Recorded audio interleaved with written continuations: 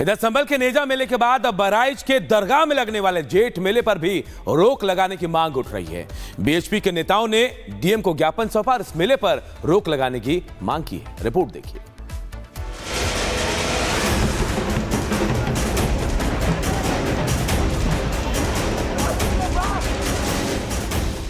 संभल के बाद क्या अब बहराइच की बारी?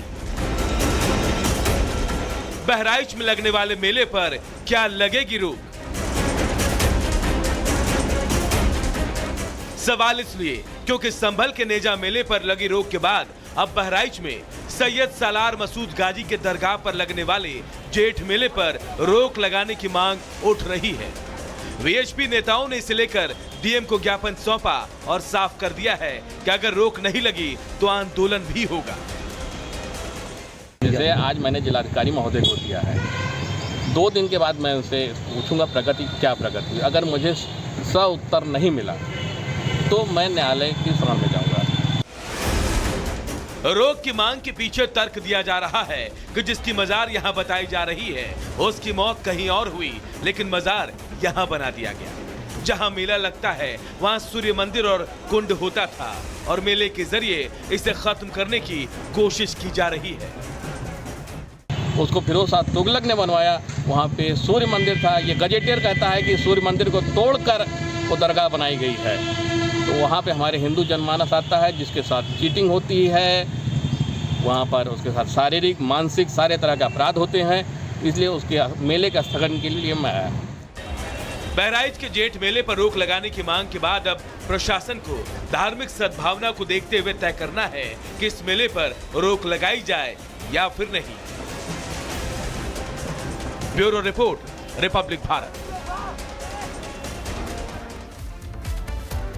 और अगली बड़ी खबर मुजफ्फरनगर से आ रही है, जहां पर गौकशी की खबर, माफ कीजिएगा, मुठभेड़ की खबर सामने आ रही है। गौकश और पुलिस के बीच ये मुठभेड़ हुई है। जी हां, इस मुठभेड़ में एक गौकश काला घायल हुआ है और ये गौकश काला जो है इसके बारे में जानकारी ये मिल रही है कि ये हरिद्वार का रहने वाला है। एनकाउंटर में एक और गौकश गिरफ्तार हुआ है। दूसरे गौकश का नाम इब्राहिम बताया जा रहा है। बाइक सवार 3 गौकश से मुठभेड़ हुई थी पुलिस की।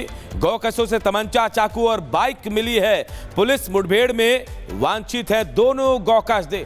तो बड़ी खबर आपको बता रहे हैं मुजफ्फरनगर से, जहां मुठभेड़ की खबर यहां से आई और गौकशों के साथ पुलिस की मुठभेड़, और इस मुठभेड़ में गौकश काला घायल हुआ है। हरिद्वार का रहने वाला है गौकश है। तो वहीं एक दूसरा गौकश इब्राहिम है, उसे भी गिरफ्तार किया गया है।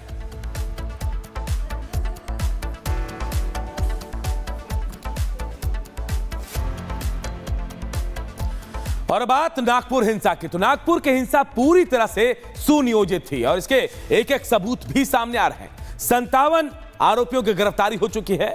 मुख्य गुनहगार भी पुलिस के शिकंजे में है। लेकिन इस बीच एक-एक कर सच सामने आ रहा है कि कैसे पुलिस पर हमला हुआ, महिला पुलिस टीम के कपड़े फाड़े गए और अब आगे और सख्ती से कार्रवाई की जाएगी। रिपोर्ट देखिए।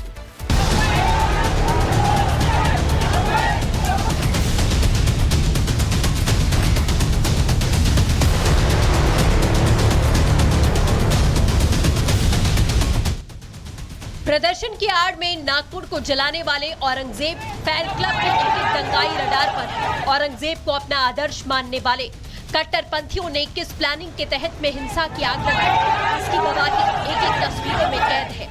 दावा किया जा रहा है कि दंगाइयों ने हिंसा की साजिश पहले से रची थी। तंत्र का पैटर्न ऐसा था मानो स्क्रिप्ट पहले से लिखी जा चुकी हो।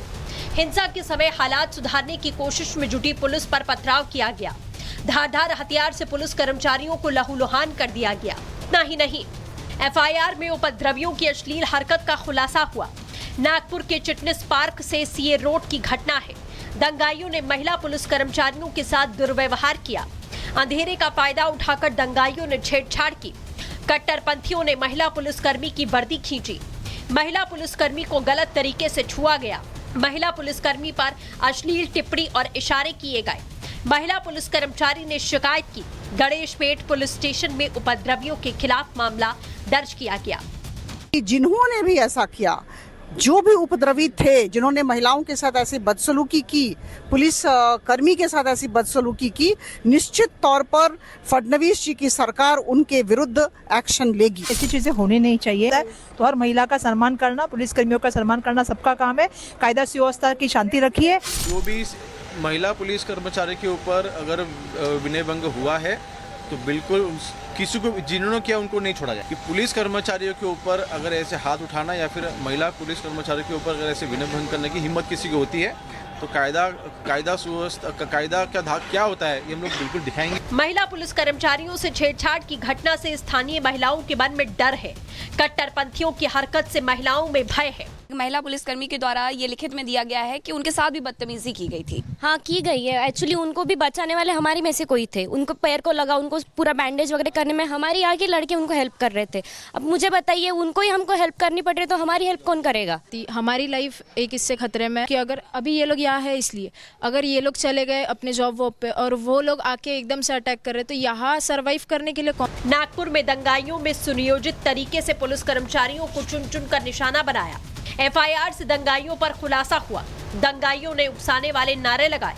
अब पुलिस दिखाई दे रही है, हमें इन्हें छोड़ना नहीं है। इन्होंने ये सब किया है, झूठी अफवाह फैलाकर पुलिस के प्रति नाराजगी फैलाई।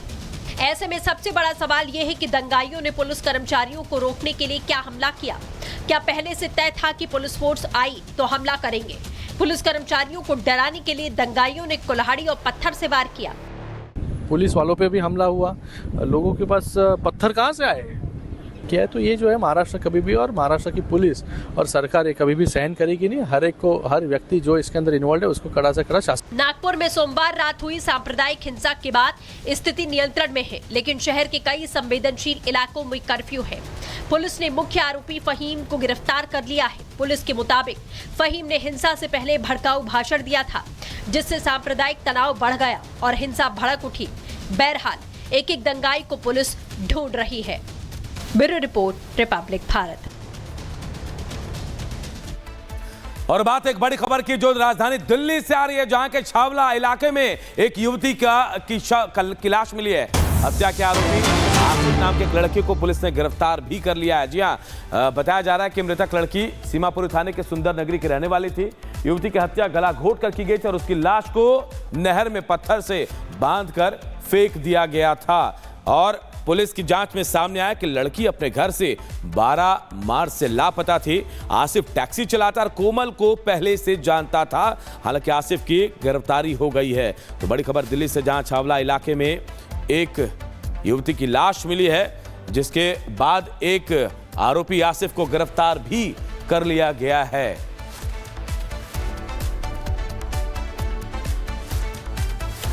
और बात मध्य प्रदेश के विदिशा की करते हैं, जहां एक युवती की मौत के बाद जमकर बवाल हुआ है। दरअसल एक युवती की आत्महत्या के बाद परिजनों ने जमकर बवाल काटा। बताया जा रहा है कि युवती के साथ दुष्कर्म हुआ था, उसके बाद उसने आत्महत्या कर ली, जिसके बाद पूरी परिवार वाले जो लोग हैं सड़क पर आकर अगजनी करने लगे, बवाल करने लगे।